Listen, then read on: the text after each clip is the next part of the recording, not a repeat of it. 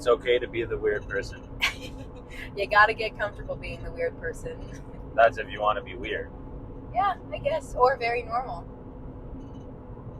That's weird. Sometimes being very normal, doing the very normal thing, to other people looks very weird. Right? Maybe, I don't know.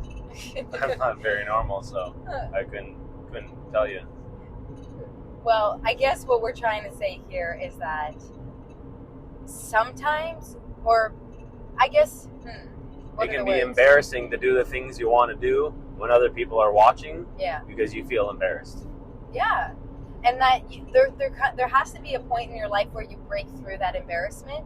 And if you don't, living in the smaller version of yourself, the kind of hiding version, the self-conscious version, and like, trust me, I've been there, just like so worried about what other people think about you.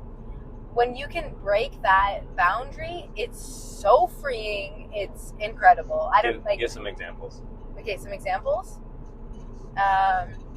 Drinking from mason jars. When we go out in public. Drinking from mason jars has been like 15 years of getting looks.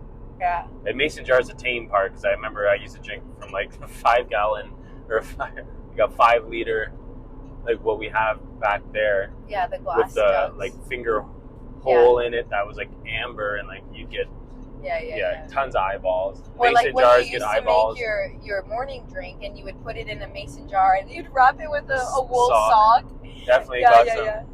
The guys at work love that one. But I think that's an example where it's like, it's a non-negotiable for us. Like, we want to have all of our drinks in glass. We don't want to be putting in our drinks in, random metals or plastics and stuff like that. And so, to most people, it looks very friggin' strange. Or we'll go out to fancy restaurants. When we do go out for restaurants, we will bring our spring water with us in just like a glass mason jar. And I can't tell you the number of times that people have made jokes to us because they're confused of what we're doing. And they ask us if it's moonshine or not. We also don't give an F, so that's a big part of it. It's like, I don't really care what you think. Yeah. There's a sandhill crane. Oh. Yeah. That's so, nice. like... What's another example? Another example? Oh, gosh. Like, man, there's so many. Well, I think... The food piece. Food piece is definitely one, I think. Well, people see you... I guess, I don't know, the food one may be harder. People might not see what you're eating. Yeah. Maybe that's not a good example. What's another example? The way you dress, or the way... Yeah, toe shoes will definitely do that to you. You'll get some eyeballs if you wear the toe shoes. Yeah. The Vibram 5 fingers, people always give you eyeballs with those. Like, what the heck are you wearing? So definitely you get some weird looks. Clothes can be a thing. Barefooting. Trust me, you go hike some mountain, and everyone's wearing the giant hiking boots, and you look like a hobbit barefoot going up the summit. Yeah. You definitely get some eyeballs with that one. I'm trying to think of what else, like, when people come to our house, that might be another one, like the way that we have devices in our house, or like, the birth is one. Yeah. Like being the odd one out in the way that we chose to give birth to our baby girl. The way that we don't engage in the medical system is a way that we stand out. If we're in conversation with people, that comes out as like definitely being the odd ones out in our, how we choose to take responsibility of our life and our health. What else? I thought we were weirder. Maybe we're not as weird as we think.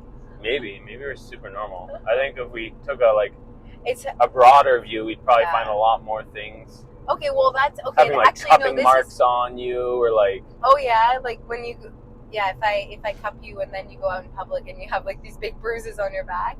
Another one. I know this sounds silly, but also just starting your own business. If you're there, or if that's something you want, you have to be true to who you are, and it's not going to be for everyone. Like, for sure, there are people who, will make fun of you or judge you, and so you just have to be in your power, be in your truth, and what you're offering as a service. And I mean, some people are going to think what you're offering is weird. Totally.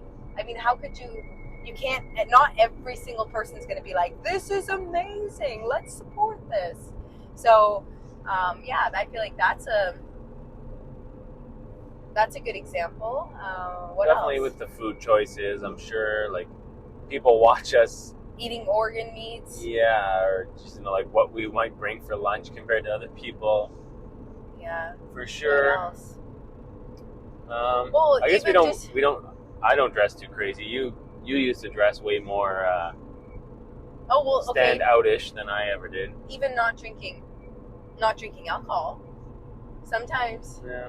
You know, that could be, depending on the group, you could be like the weird odd one out. Definitely. Like not wanting to go out to party. Like I have zero desire for that at all. Or like the want to go jump in the cold water. That's another one.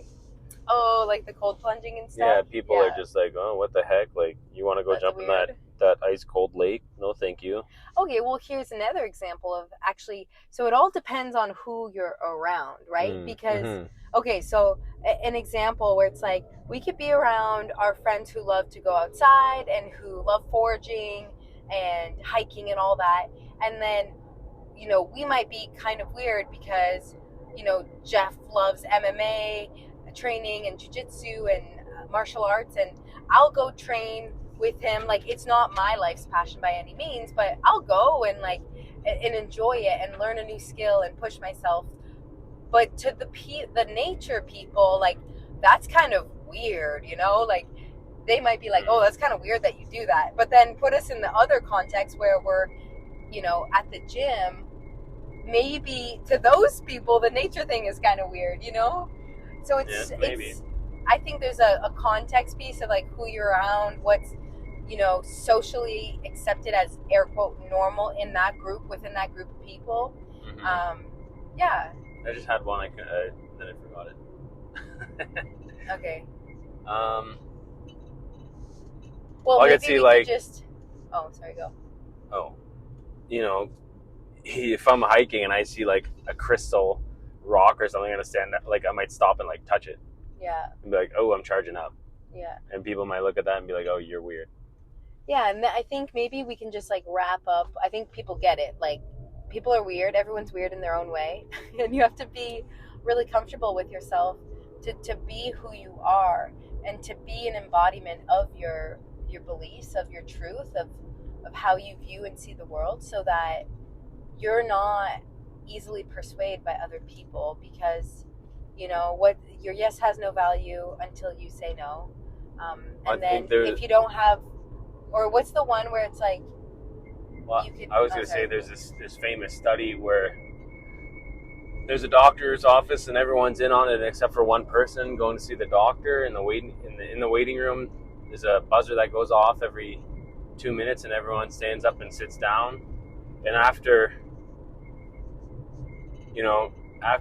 like 5-10 minutes, the person who came in finally doesn't understand it. No one's answering any question. Like, everyone's being nonchalant. They just stand up at the bell and then they sit down, and then they start doing it.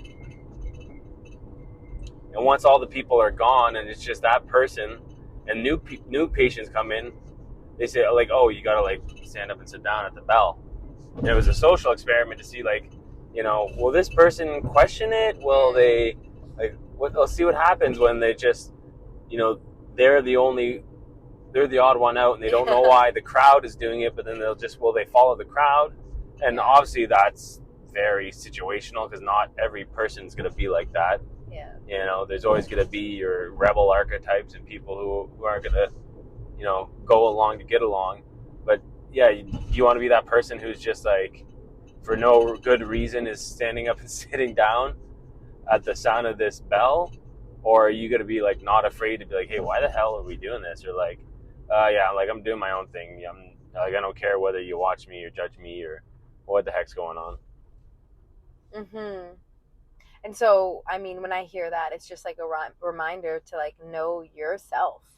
And yeah, if you don't have a North Star, if you don't have true direction and like understanding and clarity, it's really easy to get persuaded or shifted, or like, all of a sudden you're just doing what everybody else is doing. And, that can catch up to you.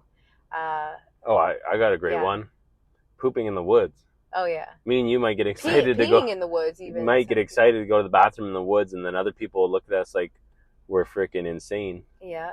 Because we're like completely excited and at home to go to go bathroom in the woods. Yep. Well, anything else you want to end with this one? I imagine we would have to ask other people to really know how weird we are, because what we think is normal is probably I think crazy what to other people people. think we do is weird. I actually think it's like way more normal.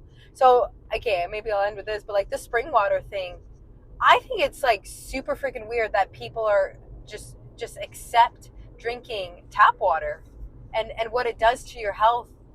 So we're considered the weird ones because we care about our water.